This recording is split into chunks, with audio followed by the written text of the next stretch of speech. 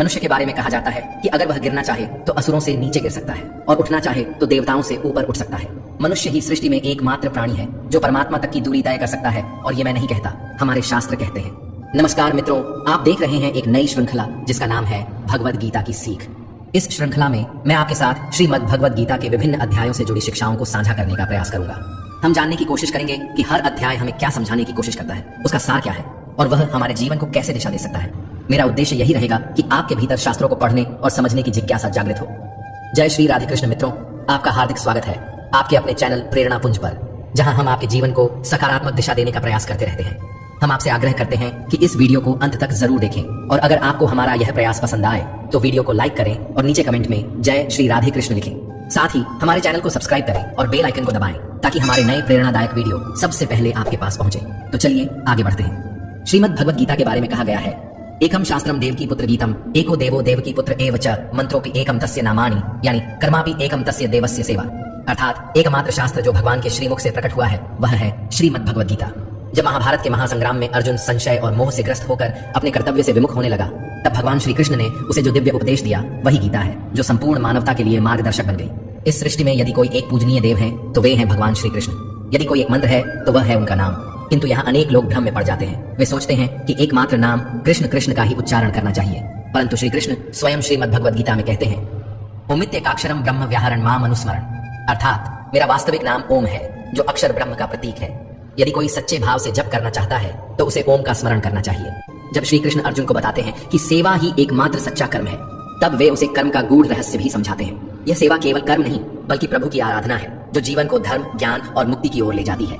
तो आइए शुरुआत करते हैं। गीता को समझने से पहले, श्रीमद् भगवद गीता के सार में प्रवेश करने से पहले कुछ महत्वपूर्ण शब्दों को जान लेना आवश्यक है। वे शब्द जो बार बार इस दिव्य ग्रंथ में प्रयुक्त हुए हैं और जिनका गूढ़ अर्थ गीता में विस्तार से बताया गया है। इसलिए सबसे पहले मैं आपको इन शब्दों का आशय समझाने का प्रयास करूंगा। जब भगवान श्री कृष्ण ने अर्जुन को श्रीमद् भगवद गीता का ज्ञान दिया तो उन्होंने पहले अर्जुन को उस ज्ञान के योग्य बनाया। अर्जुन पहले से ही एक पराक्रमी योद्धा था, लेकिन केवल बाहरी युद्ध के लिए तैयार होना पर्याप्त नहीं था, उसे अंतःकरण के युद्ध के लिए तैयार करना आवश्यक था। श्री कृष्ण द्वारा दिया गया गीता का ज्ञान केवल जीविका के संघर्षों से लड़ने के लिए नहीं बल्कि जीवन के संघर्षों से जूझने के लिए है। यह एक साधारण उपदेश नहीं बल्कि एक गहरा प्रशिक्षण है, एक आध्यात्मिक कोर्स जो आत्मा को जागृत करने के लिए रचा गया है। कई लोग यह कहकर गीता को सीमित कर देते हैं कि उसमें तो युद्ध की बात की गई है, अर्जुन को विजय दिलाने की बात की गई है, परंतु सच्चाई यह है कि जो युद्ध गीता में वर्णित है वह केवल कुरुक्षेत्र का नहीं बल्कि मनुष्य के भीतर चलने वाले संघर्ष का प्रतीक है। बाहरी संसार में युद्ध तो प्रतिदिन बदलते हैं, आज कोई विजयी होता है कल कोई और, परंतु इन युद्धों से अंततः न तो शांति मिलती है और न ही समाधान। गीता के पात्र प्रतीकात्मक हैं, वे हमारे भीतर के गुणों और दुर्गुणों के प्रतिनिधि हैं। इन प्रतीकों को समझना ही गीता को समझने की दिशा में पहला कदम है। भगवान श्री कृष्ण स्वयं कहते हैं, इदम शरीरम कौन्तेय क्षेत्रमित्यभिधीयते, अर्थात हे अर्जुन, यह शरीर ही वह क्षेत्र है जहाँ वास्तविक युद्ध होता है। इस क्षेत्र में जो कुछ भी बोया जाता है, चाहे वह शुभ हो या अशुभ, वही आगे चलकर फल देता है। इस प्रकार गीता हमें सिखाती है कि हमारे भीतर जो निरंतर धर्म और अधर्म, शुभ और अशुभ, मोह और विवेक के बीच संघर्ष चलता है, उसमें विजय प्राप्त करने की शिक्षा ही गीता का वास्तविक उद्देश्य है। श्रीमद् भगवद गीता केवल युद्ध का ग्रंथ नहीं बल्कि आत्म विजय का मार्गदर्शन है। जब आपको सद्गुरु का सानिध्य प्राप्त होता है, जब आप साधना को सही मार्ग पर आरंभ करते हैं, जब आपके भीतर से पाप धीरे धीरे पीछे छूटने लगते हैं, तो आपका यही शरीर धर्म क्षेत्र बन जाता है। लेकिन यदि आप काम, क्रोध, लोभ और मोह जैसे विकारों के वशीभूत होकर जीवन जीते हैं, तो यही शरीर एक कुरुक्षेत्र में बदल जाता है, जहाँ भीतर ही भीतर निरंतर संघर्ष चलता रहता है। गुरु का अर्थ केवल एक व्यक्ति नहीं बल्कि एक प्रेरणा है, एक आदेश है जो कहता है करो। यह एक प्रेरणास्पद पुकार है, क्योंकि हमारा चंचल मन और शरीर हर समय किसी न किसी क्रिया में लगा रहता है। जब हम कुछ भी नहीं कर रहे होते तब भी हमारा मन सपने देखता रहता है, विचार करता है, कहीं न कहीं संलग्न रहता है। यदि हम प्रकृति और विषय वासनाओं की ओर आकर्षित होते हैं तो हमारा शरीर कुरुक्षेत्र बन जाता है, जहाँ मोह, द्वेष और अज्ञान की सेनाएं आपस में टकराती हैं। परंतु जब हम परमात्मा की ओर मुड़ते हैं, उनके मार्ग पर चलने लगते हैं, तब यही शरीर धर्म क्षेत्र बन जाता है, जहाँ शांति, विवेक और आत्मज्ञान की विजय होती है। यही वास्तविक संघर्ष है धर्म क्षेत्र और कुरुक्षेत्र के बीच, और यह संघर्ष हमारे भीतर ही घटित होता है। अब जब बात धर्म क्षेत्र और कुरुक्षेत्र की हो रही है तो यह समझना आवश्यक है कि हमारे अंतःकरण में दो प्रमुख प्रवृत्तियां सदैव सक्रिय रहती हैं, देवी संपदा और आसुरी संपदा। देवी संपदा का प्रतिनिधित्व करते हैं पुण्य रूपी पांडु और कर्तव्य रूपी कुंती। जब तक पुण्य का प्रकाश जागृत नहीं होता तब तक हम अपने कार्यों को केवल सामाजिक या व्यावहारिक कर्तव्य समझकर करते हैं, लेकिन जैसे ही पुण्य जागता है, जैसे ही आत्मा में प्रकाश होता है, तभी देवी संपदा सजीव हो जाती है और तभी हम सच्चे अर्थों में अपने कर्तव्यों को पहचान पाते हैं। क्योंकि बिना पुण्य के कर्तव्य केवल एक बोझ बन जाता है, लेकिन जब पुण्य जागृत होता है तब कर्तव्य सेवा बन जाता है, योग बन जाता है, ईश्वर का माध्यम बन जाता है। कुंती ने पुण्य के जागृत होने से पहले यानी पांडु के प्रकट होने से पहले जो कुछ प्राप्त किया वह था कर्ण। कर्ण कोई साधारण पात्र नहीं है, वह हमारे भीतर जमी बंधनकारी रूढ़ियों का प्रतीक है। वे रूढ़ियां जो हमें बचपन से संस्कारों, मान्यताओं और सामाजिक मर्यादाओं के रूप में सिखा दी जाती है। कर्ण हमारे मन की वह परत है जो सच्चाई से पहले बनती है, जो जन्म से पहले नहीं पर समझ के पहले से हमारे भीतर सक्रिय हो जाती है। यही कर्ण जब हमारे जीवन पर हावी रहता है तब हम समाज और परंपराओं के अनुसार निर्णय लेते हैं, आत्मा की पुकार को दबाकर। परंतु जिस दिन पुण्य जागृत होता है उसी दिन देवी संपदा भी प्रकट हो जाती है। और जब यह संपदा जागृत होती है तो हमारे अंतःकरण में धर्म रूपी युधिष्ठिर का जन्म होता है, अनुराग रूपी अर्जुन उत्पन्न होता है। वह अर्जुन जो भगवान की ओर आकर्षित होता है, जिसने यह निर्णय ले लिया है कि उसे ईश्वर को पाना है, उस दिव्य ज्ञान को समझना है। और जब इस अनुराग का अंकुर आपके भीतर फूट पड़ता है तभी आप भगवत गीता को समझने योग्य बनते हैं। फिर आपके भीतर भाव रूपी भीम जागृत होता है, वह प्रबल भावना जो धर्म के लिए हर चुनौती से टकराने को तैयार रहती है। नियम रूपी नकुल आपके जीवन में व्यवस्था लाता है, अनुशासन की भावना लाता है। सत्संग रूपी सहदेव आपको सत्संग की ओर, ज्ञान की ओर, साधुजनों की ओर ले जाता है। और साथ ही सात्विकता रूपी सात्विकी भी आपके स्वभाव में समा जाती है, जो आपके जीवन को निर्मल बनाती है। यही सात्विक प्रवृत्तियां जब एक साथ जागृत होती हैं तो आपका मन कर्तव्य के द्वारा भाव पर विजय की ओर अग्रसर होता है। और यही कुंती भोज कहलाता है, जहां कर्म और भावना का संतुलन होता है। इन सातों प्रवृत्तियों को 7 अक्षौहिणी सेनाओं के रूप में दर्शाया गया है। अक्ष का अर्थ है दृष्टि, वह दृष्टिकोण जो सत्य की ओर देखता है। ये 7 सीढ़ियां हैं, 7 भूमिकाएं हैं जो हमें परमात्मा तक की यात्रा पर ले जाती हैं। ये गणनाएं केवल प्रतीक नहीं बल्कि आत्मिक विकास के 7 चरण हैं। और ये प्रवृत्तियां, ये दिव्य शक्तियां अनंत हैं, सीमाहीन हैं। अब यदि हम आसुरी संपदा की बात करें, यानी कि उस कुरुक्षेत्र की जो हमारे भीतर ही उभरता है, तो उसमें शामिल होती हैं हमारी 10 इंद्रियां और एक चंचल मन। ये मिलकर कुल 11 सेनाएं बनाती हैं जो आसुरी प्रवृत्तियों का प्रतिनिधित्व करती हैं। इस कुरुक्षेत्र का राजा है धृतराष्ट्र, वह व्यक्ति जो सत्य को जानता है, जिसने धर्म के उपदेश सुने हैं लेकिन फिर भी आंखें मूंद कर जीता है, वह धृतराष्ट्र है। वह अज्ञानता का प्रतीक है, उसे अपने मोह से अधिक कुछ नहीं दिखता।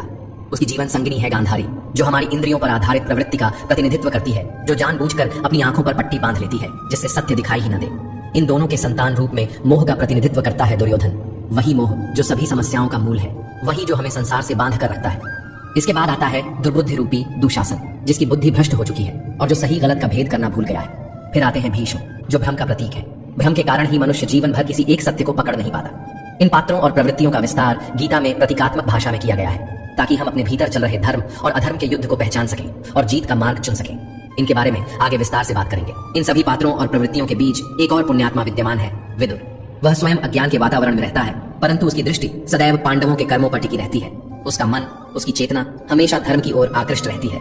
वह उनके साथ जुड़ना चाहता है, उनके मार्ग पर चलना चाहता है। विदुर वह पात्र है जो अधर्म के बीच रहकर भी धर्म की तलाश करता है, अज्ञान में रहते हुए भी प्रकाश की ओर बढ़ने का प्रयास करता है। यही उसकी विशेषता है। अब आइए श्रीमद् भगवद गीता के प्रथम अध्याय की ओर बढ़ते हैं और समझते हैं कि इस अध्याय से हमें क्या सीख मिलती है। मैं यहाँ सरल और सहज शब्दों में कुछ महत्वपूर्ण बातें आपके सामने रखने का प्रयास करूंगा। श्रीमद् भगवद गीता के प्रथम अध्याय का पहला श्लोक है, धृतराष्ट्र उवाच धर्मक्षेत्रे कुरुक्षेत्रे संवेता युयुत्सवः माम का पांडवाश्चैव किम कुर्वत संजय। इस श्लोक में धृतराष्ट्र, जो जन्म से अंधे थे, संजय से प्रश्न करते हैं। यद्यपि वे शारीरिक रूप से दृष्टिहीन थे, फिर भी उन्होंने महाभारत का संपूर्ण युद्ध देखा, परंतु किसके माध्यम से? संजय के माध्यम से। धृतराष्ट्र यहाँ अज्ञानता का प्रतीक है और संजय प्रतीक है संयम और विवेक के। धृतराष्ट्र पूछते हैं, हे संजय, धर्म क्षेत्र कुरुक्षेत्र में जो युद्ध की इच्छा से मेरे और पांडु के पुत्र एकत्र हुए हैं, उन्होंने आखिर किया क्या? यह प्रश्न केवल युद्ध के आरंभ को जानने का नहीं, बल्कि अज्ञान द्वारा विवेक से पूछे गए एक गूढ़ प्रश्न का प्रतीक है। यह समझना आवश्यक है कि अज्ञानता धृतराष्ट्र स्वयं देख नहीं सकती, समझ नहीं सकती। उसे विवेक और संयम संजय के माध्यम से ही सत्य का ज्ञान हो सकता है। यह वह स्थिति है जब मनुष्य अंधकार में होता है, लेकिन उसका भीतर कहीं न कहीं यह जानना चाहता है कि सत्य क्या है, धर्म क्या है और उसका मार्ग कौन सा है। लेकिन जब तक मोह रूपी दुर्योधन यानी अज्ञानता का पुत्र जीवित रहेगा, धृतराष्ट्र की दृष्टि सदैव कौरवों की ओर ही रहेगी। उसकी सोच सीमित, पक्षपातपूर्ण और विकारों से ग्रस्त रहेगी। यही गीता की शुरुआत की मूल चेतावनी है। जैसा कि श्री कृष्ण ने स्वयं गीता में कहा है, इदम शरीरम कौन्तेय क्षेत्रमित्य विधीयते। हे अर्जुन, यह शरीर ही क्षेत्र है। यह युद्ध का मैदान सिर्फ कुरुक्षेत्र नहीं है, बल्कि हमारा शरीर, हमारा मन, हमारी चेतना ही वह क्षेत्र है जहां धर्म और अधर्म, ज्ञान और अज्ञान, संयम और मोह के बीच निरंतर युद्ध चल रहा है। श्रीमद् भगवद गीता का प्रथम अध्याय इसी भीतरी युद्ध की भूमिका है, जिसे समझे बिना गीता का मर्म नहीं समझा जा सकता। जैसे जैसे आप श्रीमद् भागवत गीता का अध्ययन करते जाएंगे, आप पाएंगे कि प्रारंभिक अध्यायों में अनेक पात्रों का उल्लेख होता है, किंतु आगे चलकर संवाद केवल भगवान श्री कृष्ण और अर्जुन के बीच सीमित रह जाता है। इसका एक गूढ़ संकेत है, यह दिव्य ज्ञान केवल उस अनुरागी अर्जुन के लिए है जिसने शरणागति को अपनाया है। क्योंकि जब तक व्यक्ति स्वयं भगवान को पाने की तीव्र इच्छा नहीं करता, तब तक गीता का ज्ञान उसके भीतर नहीं उतरता। अब यदि हम प्रथम अध्याय के 11वें श्लोक को देखें, तो वहां दुर्योधन अपने गुरु द्रोणाचार्य से कहता है, अयनेषु च सर्वेषु यथा भागम वस्थितः भीष्ममेवाभिरक्षन्तु भवन्तः सर्व एव हि। अर्थात हे आचार्य, सभी योद्धा अपने अपने मोर्चों पर स्थित रहे, किंतु सब मिलकर पितामह भीष्म की रक्षा करें। यहाँ दुर्योधन कहता है कि अगर भीष्म जीवित हैं तो हम अजय हैं, इसलिए उन्हें केवल युद्ध में भाग लेने की आवश्यकता नहीं बल्कि उनकी रक्षा की जानी चाहिए। अब जरा सोचिए, भीष्म जैसे महायोद्धा जिन्हें मृत्यु का भी वरण करने की स्वतंत्रता थी, जिन्हें इच्छा मृत्यु का वरदान प्राप्त था, उन्हें अब स्वयं की रक्षा के लिए दूसरों की आवश्यकता पड़ रही है। ये कोई साधारण दृश्य नहीं है। जैसा कि पहले बताया गया, महाभारत के ये पात्र प्रतीकात्मक है, रूपकात्मक है। भीष्म यहाँ भ्रम के प्रतीक है, और जब तक भ्रम जीवित है तब तक कौरव यानी आसुरी प्रवृत्तियां अजेय मानी जाती हैं। यहाँ अजेय का अर्थ यह नहीं कि उन्हें पराजित नहीं किया जा सकता, बल्कि यह कि उन्हें पराजित करना अत्यंत कठिन होता है। जब तक भीतर भ्रम बना रहता है, सही और गलत में भेद स्पष्ट नहीं होता, तब तक मोह, अज्ञान और कष्ट भी बने रहते हैं। लेकिन जैसे ही भ्रम समाप्त होता है, वैसे ही अविद्या, मोह और सभी विकार अपना अस्तित्व खोने लगते हैं। इसलिए भीष्म का जीवित रहना केवल युद्ध में उनकी भूमिका नहीं, बल्कि यह बताने का संकेत है कि जब तक हमारे भीतर का भ्रम जीवित है, तब तक आध्यात्मिक विजय संभव नहीं है। दुर्योधन अपने गुरु द्रोणाचार्य से कहता है, गुरुदेव, पांडवों की सेना का नेतृत्व भीम कर रहा है और हमारी सेना का नेतृत्व पितामह भीष्म कर रहे हैं। यह बात केवल युद्ध के प्रबंध की नहीं, बल्कि एक गहरा प्रतीक है। भीम यहाँ भाव का प्रतीक है, और केवल भावों में ही परमात्मा का वास होता है। जब तक आपके भीतर सच्चे भाव हैं, तब तक आप परमात्मा की ओर बढ़ सकते हैं, उनकी अनुभूति कर सकते हैं। लेकिन जब तक भीतर भ्रम जीवित है, जिसे भीष्म के रूप में दर्शाया गया है, तब तक आपकी चेतना आसुरी संपदा से घिरी रहती है, और यह भ्रम बना रहता है कि असली सुख तो संसार के भोगों में है। इस समय जो राजा है, वह मोह रूपी दुर्योधन है। वही संवाद कर रहा है गुरु द्रोणाचार्य से, जो द्वैत बुद्धि का प्रतीक है। द्वैत यानी मैं अलग हूँ और परमात्मा अलग है। जब तक यह अनुभूति बनी रहती है कि हम और ईश्वर अलग हैं, तब तक वह द्रोणाचार्य जीवित रहते हैं। आचार्य द्रोण के बारे में कहा जाता है कि जब तक उनके हाथ में शस्त्र है, उन्हें कोई पराजित नहीं कर सकता। वे अजेय हैं, और यही द्वैत बुद्धि का स्वभाव भी है, जो तब तक टूटती नहीं जब तक कि उसे भीतर से कोई गहरी चोट न दी जाए। तब भगवान श्री कृष्ण ने एक युक्ति रची। उन्होंने कहा, कौरवों की सेना में एक हाथी है जिसका नाम अश्वत्थामा है। अगर उसे मार दिया जाए और यह प्रचार कर दिया जाए कि अश्वत्थामा मारा गया, तो द्रोणाचार्य इसे अपने पुत्र की मृत्यु समझ लेंगे। यही हुआ। भीम ने अश्वत्थामा नामक हाथी को मार दिया। फिर युधिष्ठिर ने सत्य को न तोड़ते हुए धीरे से कहा, अश्वत्थामा हथा, और बाकी शब्द नर व कुंजरा, मनुष्य या हाथी, धीमे स्वर में बोले। द्रोणाचार्य ने केवल पहले भाग को सुना और मान लिया कि उनका पुत्र मर गया है। उनके हाथ से धनुष छूट गया। वे निष्प्राण से युद्ध भूमि में बैठ गए, और तब उनकी मृत्यु हुई। यहाँ मृत्यु किसी अस्त्र से नहीं हुई, मृत्यु हुई मोह से। जिस पुत्र से अत्यधिक आसक्ति थी, उसी के खोने की कल्पना ने उन्हें पराजित कर दिया। और इस कथा का सबसे गहरा संकेत है अश्वत्थामा का अमर होना। अश्वत्थामा प्रतीक है उस मोह का, उस लगाव का, जो मनुष्य को जन्म जन्मांतरों तक बांधे रखता है। जब तक आत्मज्ञान नहीं होता, जब तक मोक्ष नहीं प्राप्त होता, यह मोह किसी न किसी रूप में जीवित रहता है। इसलिए अश्वत्थामा को अमर कहा गया है। वह आज भी जीवित है, क्योंकि मोह आज भी हमारे भीतर है।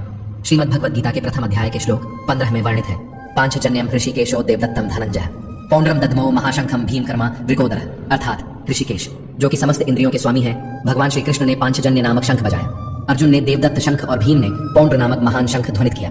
यहाँ पांचजन्य केवल एक शंख नहीं है, यह हमारी पांचों ज्ञान इंद्रियों नेत्र, नासिका, जिह्वा, त्वचा, कर्ण का प्रतीक है। भगवान जब इसे ध्वनित करते हैं तो यह उद्घोष करते हैं कि अब ये इंद्रियां संसार में भटकने के लिए नहीं, बल्कि परमात्मा के अधीन होने के लिए तैयार है। पांचों इंद्रियों को संयमित कर भक्त की श्रेणी में लाने का यह आह्वान है। भगवान श्री कृष्ण केवल एक सारथी नहीं, सद्गुरु है, योगेश्वर है। जब अर्जुन युद्ध भूमि में भ्रमित हो गया, मोह से भर गया, तब उसने श्री कृष्ण से कहा, शिष्यस्ते हम शादिमा त्वां प्रपन्नम, अर्थात हे प्रभु, मैं अब आपका शिष्य हूँ, आपकी शरण में हूँ। मुझे ज्ञान दीजिए, मेरा मार्गदर्शन कीजिए, मुझे पार लगाइए। जब तक कोई शिष्य स्वयं को पूर्णतः भगवान के हवाले नहीं करता, जब तक भगवान स्वयं उसके हाथ नहीं थामते, तब तक सच्चे अर्थों में साधना, ध्यान, भजन या आत्मान्वेषण की यात्रा आरंभ नहीं होती। अब बात करते हैं शिखंडी की, जिसे कभी शिखंडी नहीं कहा गया। यह नाम मात्र एक योद्धा का नहीं, बल्कि एक गहरा प्रतीक है। यथार्थ गीता में स्वामी जी कहते हैं कि शिखंडी का अर्थ है शिखा सूत्र का त्याग, अर्थात जब व्यक्ति अपने बाह्य आडंबर, जातिगत अभिमान, कर्मकांड की दिखावे वाली प्रवृत्तियों को त्याग देता है, जब वह केवल सत्य की खोज में लग जाता है, तब वह शिखंडी बनता है। और भीष्म जो भ्रम का प्रतीक है, वह उसी शिखंडी के माध्यम से पराजित होते हैं। शिखंडी हमें याद दिलाता है कि मोक्ष की ओर बढ़ने के लिए बाह्य धार्मिकता का त्याग और आंतरिक ईमानदारी जरूरी है। जब तक शिखा सूत्र, जात पात, आडंबर नहीं टूटते, तब तक भीष्म रूपी भ्रम अजेय बना रहता है। शिखा उस लक्ष्य का प्रतीक है जिसे मनुष्य को अपने जीवन में प्राप्त करना होता है। वह परम लक्ष्य, वह परमात्मा की प्राप्ति। और सूत्र हमारे भीतर जड़े हुए संस्कारों का प्रतीक है। वे संस्कार जो जन्मों से हमारे साथ चले आ रहे हैं, जो हमें बार बार मोह, भय, क्रोध, लोभ, अहंकार जैसे बंधनों की ओर खींचते हैं। जब तक मनुष्य अपने लक्ष्य को पूरी तरह प्राप्त नहीं कर लेता, जब तक वह ईश्वर से एकाकार नहीं हो जाता, तब तक ये संस्कार उसे जकड़े रहते हैं, उसे बांधे रखते हैं। इसलिए जब कोई साधक साधना के पथ पर होता है, तब वह अभी एक पथिक होता है, एक साधना रथ यायावर। लेकिन जिस क्षण वह अपने जीवन के अंतिम लक्ष्य को प्राप्त कर लेता है, आत्मबोध को पा लेता है, उसी क्षण ये संस्कार, ये पीछे बंधी डोर स्वयं टूट जाती है। तब जाकर सच्चा त्याग, सच्चा संन्यास संभव हो पाता है, और उसी क्षण भीष्म रूपी भ्रम का अंत हो जाता है। यही प्रतीक है शिखंडी द्वारा भीष्म के वध का। अब आते हैं श्रीमद् भगवद गीता के प्रथम अध्याय की ओर। इस अध्याय के आरंभिक भाग में पात्रों का परिचय होता है। कौन कौन योद्धा है, कौन महारथी कहाँ खड़ा है, किसके हाथ में कौन सा शंख है, कौन सेना का नेतृत्व कर रहा है। लेकिन जैसे ही यह अध्याय आगे बढ़ता है, मंच पर केंद्र में आता है अर्जुन। वह अर्जुन जो युद्ध भूमि के बीच अपने रथ को खड़ा करवाना चाहता है, वह श्री कृष्ण से निवेदन करता है, हे माधव, मेरा रथ दोनों सेनाओं के बीच ले चलो ताकि मैं देख सकूं कि कौन कौन लोग युद्ध के लिए एकत्रित हुए हैं। भगवान श्री कृष्ण रथ को आगे बढ़ाते हैं और अर्जुन को उनके सामने खड़े कुटुंबियों, मित्रों, गुरुजनों को दिखाते हैं। जब अर्जुन अपने सगे संबंधियों को सामने देखता है, कोई मामा है, कोई दादा, कोई भाई है, कोई ससुर है, तब उसके भीतर गहरी हलचल शुरू हो जाती है। अर्जुन का हृदय कांपने लगता है, उसका शरीर शिथिल हो जाता है, उसके हाथ से गांडीव धनुष गिर जाता है, उसकी त्वचा जलने लगती है, मन असमंजस में डूब जाता है और वह युद्ध से पीछे हटने लगता है। उसे लगता है कि यह युद्ध केवल रक्त और मांस का संघर्ष नहीं, यह अपनों के विरुद्ध खड़े होने की पीड़ा है। यहीं से गीता का असली संवाद आरंभ होता है, जब संघर्ष बाहरी नहीं बल्कि आंतरिक हो जाता है, जब एक योद्धा का द्वंद्व केवल युद्ध भूमि का नहीं, आत्मा का हो जाता है। और इसी द्वंद्व को मिटाने के लिए श्री कृष्ण ज्ञान का दीपक जलाते हैं। अर्जुन के लिए यह युद्ध असमंजस और पीड़ा से भरा हुआ है। उसे समझ नहीं आता कि यह कैसा युद्ध है जिसमें दोनों पक्षों में अपने ही लोग खड़े हैं, गुरुजन, संबंधी, कुटुंबी। वह युद्ध भूमि में खड़ा तो है, परंतु उसके भीतर गहरी हलचल मची हुई है। वह श्री कृष्ण से कहता है, हे माधव, मेरे शरीर में कंपन हो रहा है, मेरा गांडीव हाथ से गिर रहा है और मेरी त्वचा जल रही है। यह युद्ध तो मुझे विनाश की ओर ले जाता प्रतीत हो रहा है, न कि कल्याण की ओर। अर्जुन इस क्षण तक श्री कृष्ण को केवल एक मित्र मानता है, एक सखा, एक सारथी। वह अब भी यह नहीं जानता कि सामने जो खड़ा है वह स्वयं परमेश्वर का अवतार है, वही योगेश्वर है जो उसे शीघ्र ही गीता का दिव्य ज्ञान देने वाले हैं। यह वही श्री कृष्ण है जिनका विराट स्वरूप उसे 11वें अध्याय में देखने को मिलेगा। लेकिन अभी तक उसकी दृष्टि मोह के पर्दे से ढकी हुई है। अर्जुन के भीतर जो द्वंद्व है वह केवल व्यक्तिगत नहीं है, वह सामाजिक भी है। प्रथम अध्याय के 41वें श्लोक में वह कहता है, अधर्माभिभवात् कृष्ण प्रदुष्यन्ति कुलस्त्रियः स्त्रीषु दुष्टासु वार्ष्णेय जायते वर्णशंकर। हे कृष्ण, जब अधर्म बढ़ता है तो कुल की स्त्रियां दूषित हो जाती हैं और स्त्रियों के दूषित होने से वर्णशंकर संतानों की उत्पत्ति होती है। यह अर्जुन की उस पुरातन सामाजिक मान्यता का प्रतिबिंब है जिसमें कुल की मर्यादा स्त्रियों की शुद्धता पर आधारित मानी जाती थी। अर्जुन इस मान्यता के आधार पर युद्ध को टालने के तर्क गढ़ रहा है, परंतु यही वह क्षण है जब श्री कृष्ण का मौन टूटता है। आगे चलकर वह स्पष्ट करते हैं कि सच्चा धर्म बाह्य कुलों की शुद्धता नहीं बल्कि अंतःकरण की शुद्धता है। वे यह समझाते हैं कि यदि किसी के मन में भ्रम है, मोह है, द्वेष है, तो उसका हर निर्णय अपवित्र होगा, चाहे वह कुल की रक्षा के नाम पर हो या किसी आदर्श के नाम पर। भगवान श्री कृष्ण आगे यह भी स्पष्ट करते हैं कि जब कोई भक्त, चाहे वह वर्ण, लिंग, कुल या जाति से जो भी हो, पूर्ण श्रद्धा और समर्पण से आराधना करता है तो वह मेरी दृष्टि में पूर्ण रूप से शुद्ध और मोक्ष का अधिकारी होता है। इस प्रकार अर्जुन की हर शंका, हर सामाजिक मान्यता को श्री कृष्ण धीरे धीरे खंडित करते हैं और उसे उस उच्चतर ज्ञान की ओर ले जाते हैं जहां न तो वर्ण बचता है, न कुल, न स्त्री, न पुरुष, केवल एक ही तत्व बचता है, आत्मा, जो नित्य है, शुद्ध है और अनंत है। अर्जुन कहता है, हे माधव, यदि यह युद्ध पाप का कारण है तो मैं त्रिलोक का साम्राज्य भी नहीं चाहता। उसके मन में इस समय तीव्र द्वंद्व है। वह धर्म, अधर्म, रिश्ते, दया, करुणा, इन सब के बीच उलझ गया है। उसे यह युद्ध केवल रक्तपात और अपने ही संबंधियों की हत्या जैसा प्रतीत होता है और इसी भ्रम में वह युद्ध से पीछे हट जाता है। अध्याय के अंत तक अर्जुन, जो अभी तक रणभूमि में सीना तान कर खड़ा था, अब धीरे धीरे पीछे हटता है और अंततः वह अपने रथ के पिछले हिस्से में बैठ जाता है। उसका गांडीव हाथ से गिर चुका है, शरीर शिथिल हो गया है और आंखों से आंसू बहने लगे हैं। यह उसकी आंतरिक पराजय है, संशय और मोह का प्रत्यक्ष रूप। जब अर्जुन दोनों सेनाओं का निरीक्षण करता है तो उसे सामने कोई शत्रु नहीं दिखाई देता। उसे केवल अपने ही लोग नजर आते हैं। दादा, मामा, गुरु, भाई, साले, पुत्रवत संबंध सब वही हैं और यही पारिवारिक मोह उसकी सबसे बड़ी बाधा बन जाता है। जो भी व्यक्ति भक्ति का मार्ग अपनाता है, जो प्रभु की शरण में जाना चाहता है, उसका पहला द्वार यही होता है, मोह से मुक्ति का। जब तक मोह है तब तक विवेक जन्म नहीं ले सकता और जब विवेक जागता है तब सच्चे अर्थों में गीता का ज्ञान प्रवेश करता है। अर्जुन के मन में उस समय यह भ्रम भी था कि वह सनातन धर्म की रक्षा कर रहा है, कि इस युद्ध से वह अधर्म रोक सकता है, परंतु वह यह भूल गया था कि जो उसके सारथी हैं वे कोई सामान्य मित्र नहीं, स्वयं प्रभु श्री कृष्ण है। यह समझ अर्जुन को अभी नहीं थी, लेकिन जैसे ही वह समझेगा उसका दृष्टिकोण बदल जाएगा। इसीलिए श्रीमद् भागवत गीता का यह प्रथम अध्याय अर्जुन विषाद योग कहलाता है, अर्थात वह अध्याय जिसमें अर्जुन संशय, दुख और मोह से घिरा हुआ है। स्वामी जी ने इसे संशय विषाद योग कहा है क्योंकि यह केवल शोक नहीं बल्कि अज्ञान और भ्रम से उत्पन्न संशयों का योग है। यह वही चरण है जब साधक मार्ग पर तो होता है लेकिन पीछे खींच जाता है, परंतु यही वह मोड़ है जहां से भगवान श्री कृष्ण का उपदेश प्रारंभ होता है और फिर एक एक करके वे अर्जुन की हर शंका, हर प्रश्न का उत्तर देते हैं, उसे यथार्थ धर्म का बोध कराते हैं और वही यथार्थ ज्ञान हम सबके लिए भी श्रीमद् भागवत गीता में संचित है। मित्रों, अर्जुन विषाद योग केवल एक युद्ध भूमि का दृश्य नहीं है बल्कि हमारे भीतर चल रहे संघर्ष का प्रतीक है। जब भक्त ईश्वर की ओर बढ़ता है तो पहली बाधा मोह, भय और संशय बनकर आती है। अर्जुन का टूटना, गांडीव का गिरना, ये सब आत्मज्ञान की यात्रा की शुरुआत है। अब अगला अध्याय, गीता का दूसरा अध्याय, वहीं से शुरू होगा जहां से भगवान श्री कृष्ण का उपदेश शुरू होता है, जहां से संशय का अंत और समाधान का आरंभ होता है। और यह समाधान केवल अर्जुन का नहीं, यह हम सबका है। यह गीता केवल शास्त्र नहीं है, यह जीवन का मार्ग है जो हमें जीवन के रण में अडिग बनाता है। हम सब भी नया दृष्टिकोण पाए। मित्रों, आज के लिए बस इतना ही।